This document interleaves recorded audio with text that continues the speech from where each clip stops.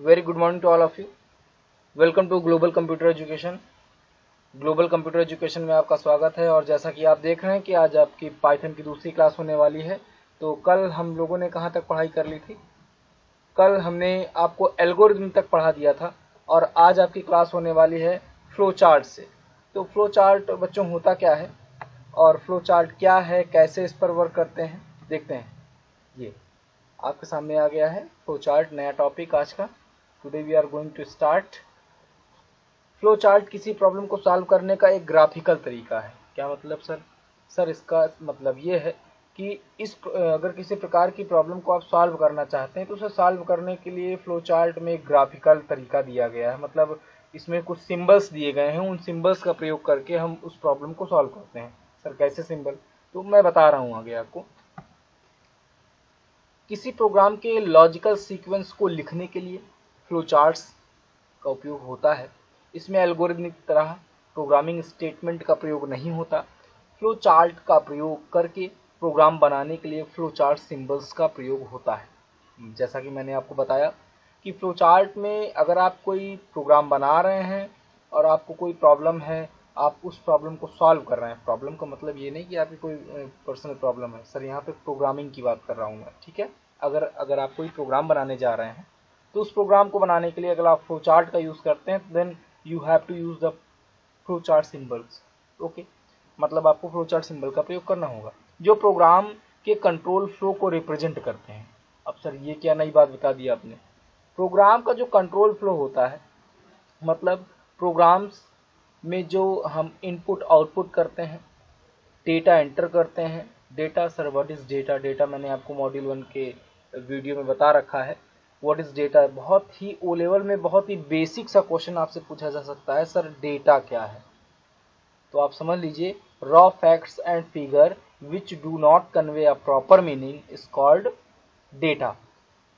Raw facts और figure जो proper meaning convey नहीं करते, ठीक है, उन्हें क्या कहा जाता है? डेटा कहा जाता है। अब सर एग्जांपल दे के समझा दीजिए। तो मैं एग्जांपल दे के आपको समझा दे रहा हूँ कि सर डेटा है क्या, ठीक है। मैं पेंट ओपन कर रहा हूँ।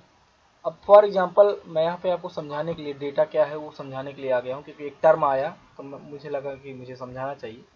फॉर एग्जांपल मैं यहाँ पर ले लेता हूँ पेंसिल, और मैं यहाँ एप्पल की स्पेलिंग तो आप सभी को पता होगी, आई थिंक बचपन में पढ़ा था हम लोगों ने, पता है सर। तो यहाँ पे फॉर एग्जांपल मैं ए लिख देता हूँ, दिख रहा होगा आप लोग, ठीक है। और यहाँ पे मैं पी लिख देता हूँ। क्या लिख रहा हूँ? पी, ठीक है। पी कुछ ज़्यादा बड़ा बन गया, ठीक है, ए डबल पी। और यहाँ पे मैं एल लिख देता हूँ और यहाँ पे मैं ई लिख देता हूँ। अब ये बताइए कि क्या ये एक स्ट्रक्चर्ड फॉर्म में है? नहीं है, नहीं है ना। तो ये डेटा है। अगर आपका raw facts and figure, sir figure raw facts ये तो बता दीजिए।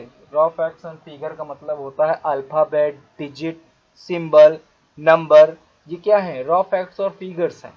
अगर ये डिसऑर्डर फॉर्म में है और इनको पढ़ने पर कोई भी मीनिंगफुल रिजल्ट नहीं मिल रहा है तो इन्हें क्या कहेंगे? इन्हें डेटा कहेंगे।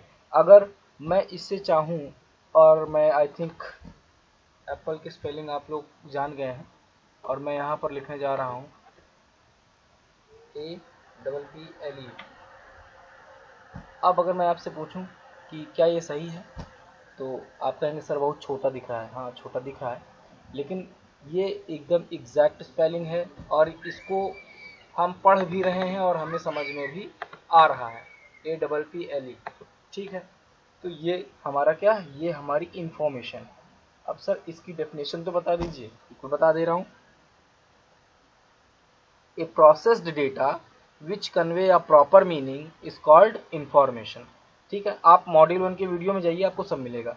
तो बहुत देर ना करते हुए मैं अपने टॉपिक पर आ जाऊँ, ठीक है। फ्लो चार्ट आप लोग समझ गए हैं क्या होता है। फ्लो चार्ट एक प्रॉब्लम को सॉल्व करने का एक ग्राफिकल तरीका है, जिसमें किसी प्रोग्राम को सॉल्व करने के लिए हम फ्लो चार्ट सिंबल्स का प्रयोग करते हैं। अब जल्दी से हम इसका एक एग्जाम्पल देख लेते हैं। आपको नोट्स के लिए व्हाट्सएप नंबर हमारा 6394254637 पर मैसेज करना होगा और बताना होगा अपना नाम, और आपको पीडीएफ नोट्स मिल जाएगी। ओके ओके, आगे बढ़ता हूँ मैं। अब फ्लो चार्ट सिंबल्स हैं क्या? सर इसके ऊपर एक लाइन लिखी हुई है, हमारे YouTube चैनल को सब्सक्राइब करना बिल्कुल ना भूलें, बेल आइकन को प्रेस कर लें जिससे कि आने वाली अपडेट वीडियोस आपको मिलती रहें। आगे बढ़ता हूँ। फ्लोचार्ट सिंबल्स आर, अब यहाँ पे जो आप सिंबल देख रहे हैं सर, सिंबल ये है क्या? पहला सिंबल ये जो आप देख रहे हैं इसको स्टार्ट एंड सिंबल बोला जाता है। क्या बोला जाता है? Start and. ये हमारा एरो है, ठीक है। ये हमारा इनपुट आउटपुट बॉक्स है 3rd नंबर पे। ये हमारा प्रोसेस बॉक्स है, ठीक है।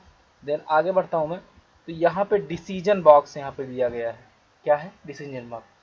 तो अब यहाँ पे मैं चाहता हूँ कि एक एग्जाम्पल हो जाए, एग्जाम्पल के साथ आपको ज़्यादा अच्छे से समझ में आ जाएगा और मैं ट्राई करूँगा कि मैं समझा दूँ। यहाँ पे एग्जाम्पल दिया गया है, कह रहा है कि write a flow chart program to add 2 numbers. अगर हम 2 नंबर को ऐड करना चाहते हैं तो उसके लिए फ्लो चार्ट प्रोग्राम कैसे बनेगा। तो अभी आपने स्यूडो कोड इसके पहली वाली क्लास में पढ़ा था और मैंने उसका तरीका भी बताया था, स्यूडो कोड को कैसे हम लिखते हैं। स्यूडो कोड को हम अपनी मदर लैंग्वेज में लिख सकते हैं। उसी प्रकार अगर फ्लो चार्ट का अगर हम प्रोग्राम डिज़ाइन करें तो कैसे डिज़ाइन करेंगे। सबसे पहले हम स्टार्ट करेंगे, देन नंबर 1 मतलब n1 n2 और सम नाम का एक वेरिएबल ले लिया मैंने, वेरिएबल, ठीक है। रीड करने के लिए अब यहाँ पे हम रीड कर रहे हैं n1 और n2 को, ठीक है। Sum equal to n1 plus n2। अगर फॉर एग्जांपल मैं यहाँ पर सर थोड़ा सिंपल वे में समझाइए, मैं सिंपल ट्राई कर रहा हूँ, ठीक है।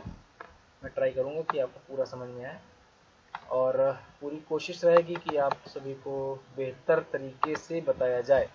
तो मैं यहाँ बढ़ता हूँ आगे और फॉर एग्जांपल मैंने यहाँ पर ले लिया a और a में मैंने ए में मैंने एक वैल्यू स्टोर कर दी, दैट इज 3, ठीक है। कॉमा लगाया और एक वेरिएबल ले लिया b, इसमें मेरा b थोड़ा सा ज़्यादा गड़बड़ बन गया है, ठीक है। हंसी भी आ रही होगी आप लोगों को। तो यहाँ पर मैंने एक 4 नाम का वेरिएबल स्टोर कर दिया है, ठीक है। अब मैंने एक c नाम का वेरिएबल ले लिया और जिसमें मैंने कर दिया क्या, c equal to a plus b. क्या? a plus b. क्लियर? अब ये बताइए 3 और 4 को जोड़ेंगे तो कितना होगा? 7 आएगा आंसर। तो ये आंसर किस में स्टोर होगा? सी में, ठीक है। तो वही यहाँ पर दिया गया है, देखिए सम equal to n1 plus n2 और प्रिंट क्या कर देंगे? सम। मतलब अगर वहाँ पर अगर हम ए और बी और सी लेते तो वहाँ पे हम प्रिंट किसको करते सर? वहाँ पे प्रिंट हम सी को करते और लास्ट में स्टॉप कर देंगे। यही है हमारा फ्लो चार्ट प्रोग्राम, ठीक है। फ्लो चार्ट प्रोग्राम को बनाने के लिए फ्लो चार्ट सिंबल्स का प्रयोग किया जाता है। और अब हम फिर से आगे बढ़ते हैं और आपको नया टॉपिक बताते हैं। क्या है sir? Programming language. It is very most important. यहाँ से आपका पाइथन का सिलेबस, मेन सिलेबस आपका स्टार्ट होता है। यहाँ से आपको बेसिक चीज़ें आपको पता चलेंगी, प्रोग्रामिंग क्या है, लैंग्वेज क्या है, टाइप्स ऑफ प्रोग्रामिंग लैंग्वेजेस क्या क्या है, तो इसके बारे में बताऊँगा। आज के लिए इतना ही, ठीक है। मिलते हैं नेक्स्ट क्लास में। Okay, thank you, have a nice day.